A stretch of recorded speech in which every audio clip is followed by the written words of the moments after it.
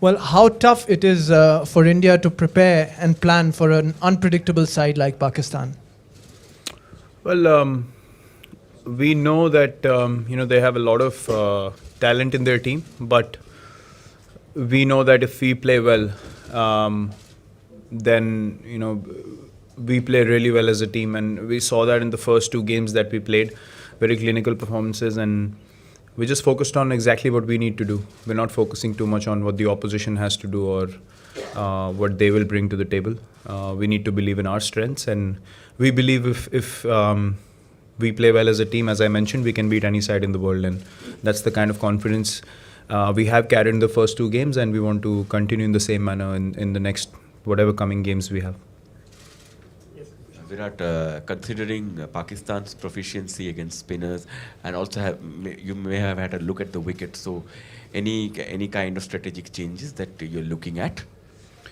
Yeah, I mean, the conditions and the length of the game will obviously make us think about a few combinations that we could potentially go in with.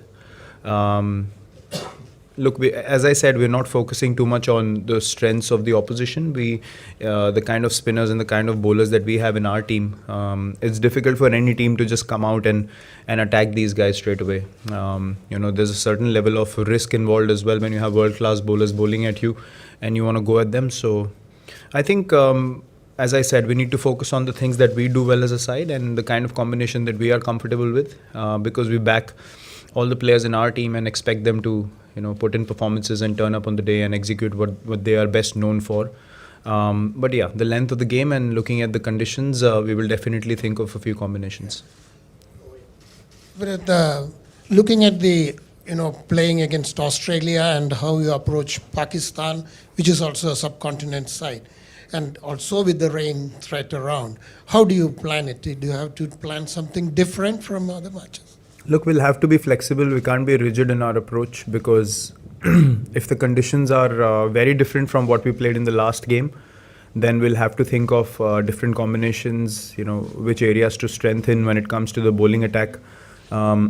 If pace becomes a more potent option, then we'll look to explore that. If not, if the length of the game is going to be full and we expect the game to be 50 overs both sides, then we'll probably think of another combination. But yeah, we'll have to be flexible. We'll have to see how today pans out, how tomorrow the conditions are, and then I think all players are in a zone to be ready to play. So that helps in selecting the combination that you need to, depending on what conditions you're going to face. Virat, I'm from Voice of Germany. I would like to ask about tomorrow match after the weather. Who is real threat in Pakistan team for you? As I said, we're not focusing on the opposition. So for us, no one's a threat. For us, no one player matters more than the other. For us, it's about going in onto the park as the Indian cricket team and taking on whichever team is in front of us.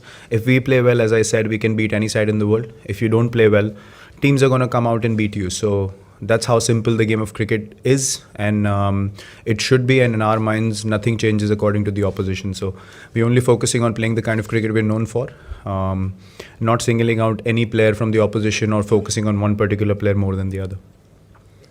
Hi, Virat, in the context of this match, India-Pakistan generally it's said that players need to treat it as just another match. That's always difficult, but you guys seem extremely relaxed while practice.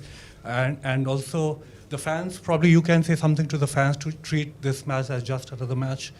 Look, I can't tell the fans to think of the game in a particular manner. For us, it's professional approach to the game which is most important. We can't get too emotional or too overexcited with any occasion that we play in.